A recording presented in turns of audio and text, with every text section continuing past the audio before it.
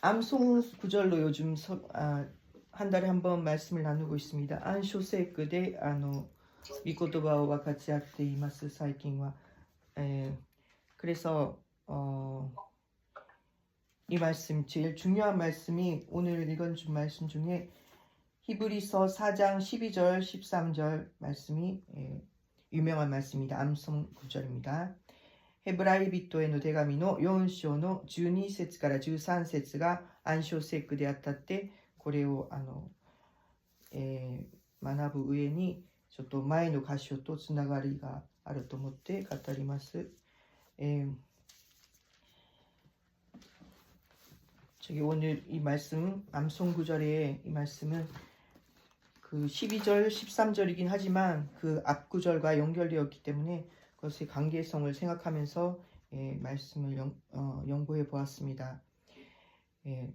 그리고 히브리서 전체적으로 그 바울이 적었지 않을까 그런 말이 있지만 또 그 확실하지 않다는 말도 있는데 이 배경 속에는 배교자들이 많은 시대였습니다. 많은 핍박도 있고 그러니까 기독교를 배반하고 예수님을 믿었다가 배반하는 그런 사람들이 있어서 그런 배경이 있습니다.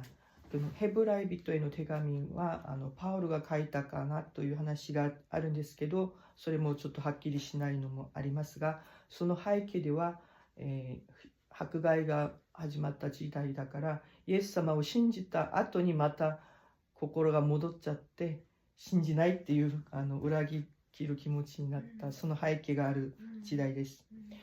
그래서 특별히 그 신앙에서 인내 그런 견뎌내는 인내함에 대한 어떤 것을 강조하는 그런 성경입니다. ですから忍耐の方を強調するその聖書であります。その中で本日그 속에서 지금 함께 읽은 말씀에 제가 나름대로 고민이 되는 말씀이 있습니다. 뭐냐면은 많이 나오는 단어를 제가 많이 키포인트를 많이 생각하는데 안식입니다. 그 다음에 하나님 말씀으로 연결됩니다. 그 암송 구절에 있는 그런 하나님 말씀의 힘 같은 게 연결되는데 왜 이럴까 그런 것을 고민하였습니다. まず本日読んだところはたくさん出る単語は安息なんですけど、それが気になりました。そして最後に暗唱聖句である神様の言葉の力というのが強調されるけど、それが気になりました。그래서 제가 더 깊이 생각해 보았습니다. 이 안식이란 뭘까? 그리고 이 안식에 들어가지 못했다, 참여하지 못했다 이런 어떻게 보면은 뭔가 실패했던 그런 실패담이 있고 그리고 나서 하나님의 말씀을 힘이 있다고 얘기하고 있습니다. まずこの安息に入れなかったとかこういう失敗の話があった上で神様の言葉の話でつながってます。 그래서 무엇이 안식일까? 그리고 처음에 안식이란 게 어떻게 나오느냐면은 창세기 2장에 하나님이 천지를 창조하시고 나서 그 쉬었다. 7번째 날에 쉬었다. 여기 말씀에도 있지만 4절에 있습니다. 그 천지 창조 때 그 하나님이 쉬었다. 그 말씀요. どういうふうに安息という言葉が初めて語られたか、この御言葉の中で聖書全体でも安息というのはいつ始まるかといったら天地創造の時の4節にあります。3節4節にあります天地創造の時にこのはい7日目はいピンポンが来たんでその7日目にイエス様神様が休んだという話でその安息というのが始まってるんですけど、そこで安息というの概念が聖書でも始まったんですね。で、安息というのは言葉的には休むということですけど、本当に何もしないかって言っても、何かということですね。それを起源を見るためにはやっぱり他の安息に関わる言葉を調べることが大事だと思いました。そしたら安息というのはまず実会にも出るぐらいですけど、安息日. 그러니까 일본어로 한국어로는 그러면 안식이란 것이 저기 창세기에 처음 나왔잖아요. 그런데 좀 다른 성경에도 있지 않을까 싶어서 이렇게 생각해 보면은 십계명에도 안식일에 대해서 나옵니다. 그래서 이 안식일은 어떤 것인가 그런 것도 좀 찾아보았습니다. そしたら安息の日で、どんなことが必要だかといったらば、まずレビ記の23章3節にありますけど、ちょっとこう探すの大変かもしれないからちょっと私が途中からでも読みますね。7日目は完全な安息の日として聖なる集会を開きなさいとこう書いてありますね。레위기 23장 3절 말씀의 중간부터이긴 한데 이 말씀의 일곱째 날은 실 안식일이니 성회의 날이라 이렇게 있습니다. 그러니까 안식일과 休むというだけではなくて聖なる集会を開くということです。ですから教会が毎週ごとに集まってますね。聖なる集会を開くということが大切なキーワードです。그러니까 안식일에 그러면 그런 거룩한 집회를 하라고 여기선 성회의 날이라고 적혔는데 이것은 교회라고 하셨죠. 지금을 말하면 그런 예배를 드리는 그런 그 일주일에 한 번씩 그렇게 우리가 루틴으로 예배를 드리는 것입니다. 그래서 제가 다시 한번 생각해 봅니다. 그 하나님과 그런 하나님의 창조 세계를 생각하면은 6일 동안 창조하시고 7일째 쉬었습니다. 그리고 창세기 그 연결을 보면은 그 다음에 그 마지막에 그 인간을 창조하시고 그 인간과 하나님과의 그런 관계의 모습이 연결해서 나오지 않습니까? 그래서 아담과 이브가 그런 죄를 짓고 그 에덴에서 쫓겨납니다. ですから創造の物語で6日間神様が創造し、そして7日目に安息するときに、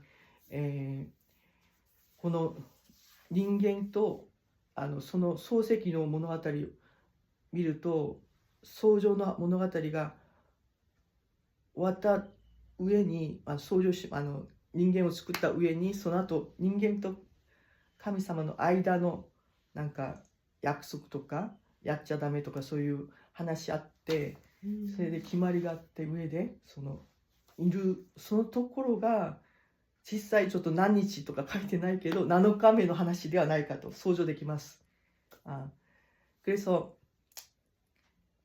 우리가 에덴의 그 동산에 있었을 때 그 창조의 마지막 부분에 그 쉬었다는 것이 그런 하나님과 그 사람과의 그런 대화 이런 것이 모습으로 나타나고 있고 그렇기 때문에 그것이 거꾸로 얘기하면은 하나님이 쉬었다라는 표현이 됩니다. ですからその7日目の様子が要するに神様と人間が交わり話し合ったり約束をしたりとかやっちゃダメとかそういうことを今で言えばある面礼拝ということです。神様との出会いをやっているということで、最初から安息というのはそういうイメージがあったのではないかと想像できました。그래서 좀 더 조금의 상상의 세계로 보면은 우리가 에덴의 그런 정원을, 그러니까 하나의 그런 하나님이 완전하였다, 정말 기뻤다, 창조하시고 그렇게 축복하시고 또 거룩히 구별하셨는 그런 날이었거든요. 7번째 날. 그러니까 그래서 완전한 그런 에덴의 모습에서 그 죄로 인해서 쫓겨납니다. 그래서 이게 내가 마음속으로 공을 하나 커다란 공을 생각해 보면은 쫓겨나는 그 공에 구멍이 나가지고 쫓겨난 인간이 쫓겨난 상황입니다. ですからちょっと想像してみてください。創世記の物語で本当はエデンの園っていうのはすっごい立派に神様が喜んだ神様との関係も喜んだ祝福された要するに7日目で完成したつもりなんですね。ですけど人間が神様の言葉を裏切って外に追い出される状態ですね。ですから安息の状態から追い出されてるんです。그래서 우리가 개념적으로는 천국이란 게 그러니까 처음 창조하신 하나님의 처음 상태로 돌아오는 그런 에덴의 소노 같은 에덴의 정원으로 다시 초대받는 것입니다. 그것이 안식으로 들어간다는 의미가 되지 않을까 생각이 듭니다. ですから神様の完全なその創造の世界にもう一度連れ戻されるのが安息に入るという概念であります。ですからこの御言葉を通して安息に入るというのが、失敗したっていうんですけど、ただそれが単なる失敗談で終わるんじゃなくて、可能性というか未だ、機会、6節にあります。こういうわけでこの安息に入る機会は、人々にまだ残されており、先に福音を告げ知らされた人々はとかいうふうに書かれている。だから安息に入る機会が残されているというところで希望があります。제6절에 6절 말씀에 그러면 거기에 들어갈 자들이 남아있거니와 이렇게 되죠. 그러니까 안식에 들어오지 못하리라 하였으니 그러면 거기에 들어갈 자들이 남아있거니와 그러니까 남아있다는 거예요. 그러니까 안식으로 초대를 하고 있다는 그런 말씀입니다. 그래서 그럼 뭐냐? 그런데 이 안식 얘기를 계속 하는 것 같은데 마지막에 12절 13절에 하나님의 말씀의 그런 힘, 말씀의 능력을 우리에게 알려주고 있습니다.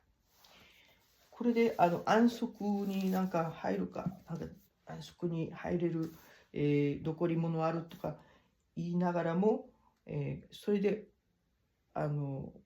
急に安息の話をやるかと思ったらば12節から神の言葉の力、神の言葉のどれほど素晴らしいかというのが、書かれてますね。그러니까 이게 우리가 다시 한번 보겠습니다. 그러니까 이게 키워드라는 거죠. 뭐냐? 처음에 생각해 보는데 창세기에 그 인간이 쫓겨나잖아요. 왜 쫓겨나느냐? 순종하지 않았어. 말씀을 들었는 대로 행하지 않았다. 순종하지 않아서 쫓겨났잖아요. 안식을 잃어버린 거예요. 근데 하나님이 가엾게 여겨서 그래도 가죽옷을 입혀서 조금이나 그 사람의 부끄러움을 감싸서 기회를 주신 거죠. 막 당장 죽일 수도 있었지만 말씀에 의하면 당장 죽을 것 같은데도 하나님이 기회를 주신 거예요. 우리가 私たち創世記の話から見てもエデンの園から追い出された人間というのは本当神様最初言った通りだともう死ぬしかないこれ間違ったら死ぬしかない存在だったんですけど神様が衣を作ってその羊の衣を着せてくれてそして恥ずかしいを隠してくれた、これがだからもう一度戻れる道を備えたんです。すぐ何かパツをつけているわけではないですね。はい、このことを通して、もう一度機会を備えるということです。ですから그렇기 때문에 우리는 처음에 잘못을 다시 뉘우칠 필요가 있습니다. ですから私たちは初めて間違ったことを悔い改める必要があります。それは그것은 말씀을 떠난 것입니다. 말씀에 순종하지 않았다는 것입니다. それは御言葉に従順でなかったというところであります。그렇기 때문에 우리가 말씀에 힘을 입어야 됩니다. ですから私たちは御言葉の力に、補われてそれで解決ができます。御言葉は人間にはできない、その力があるからです。그런 말씀에는 우리 인간으로서는 이룰 수 없는 그런 힘이 있다는 것입니다. ですからみんなで、12節と13節を読みましょう。神の言葉は저기 같이 그러면 12절 13절을 읽겠습니다.神の言葉は生きていて力がありいかなる諸刃の剣より鋭く魂と関節と骨髄と切り離すまでに差し通して心の思いや考えを見分けることができます。神の前に現れてない成物はなく、すべてのものは神の目に裸でなり、逃れることはできません。私たちはこの神に弁明しなければなりません。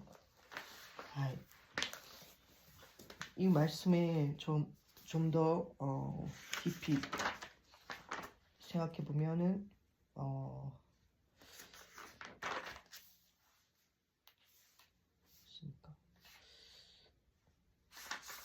그런 하나님의 말씀은 그런 우리의 그런 마음, 다마시 마음과 그런 영 그리고 관절과 골수 그러니까 우리의 그런 모든 그 영혼까지 그리고 몸 육체까지 이렇게 역사하셔서 몸과 마음과 생각을 그렇게 이렇게 구별해 주시고 또 우리가 잘못된 그런 어떤 우리 안에 있는 비밀과 동기까지도 드러내신다. 그런 어떤 적나라하게 우리를 정말 하나님 앞에서 적나라하게 자신을 발견하게 되는 거죠. 神の言葉というのはここにあります力があってそれで剣より鋭いからこの魂と霊と関節と骨髄これを差し通すんだ。そして心の思いやそして考えを見分ける。それだけじゃなくて神の目の前で裸になれる。それその私たちの、秘密や陶器まで神様が私たちのことを照らすんですね。ですから神様の前で罪ないと言えないですね。그렇기 때문에 우리 인간은 누구든지 하나님 앞에서 죄 없다 말할 수 없습니다. 그래서 하나님이 필요하다. 하나님의 그러니까 의지할 수밖에 없다. 이 상태가 신앙입니다. ですから私たちは神様により頼むしかない。私たちはもう神様の前で罪人だっていうのを他の誰かのなんか関係なくて、自分が神様とこう一対一でなった時に、誰一人、あ、私は清い、私は何も罪を犯してませんっていう人は誰もいないということで、ですから神様に頼る、そのことが信仰ということです。はい、なので、はい、これでお祈りにしたいと思います. 그렇기 때문에 같이 기도하기로 합니다. 우리가 하나님께 제사함 받고 또 온전한 그런 안식에 참여할 수 있도록 기도하겠습니다. 私たちがこの罪が許されて完全な安息に入ることができるようにお祈りしたいと思います。はい、静かにお祈りしましょう。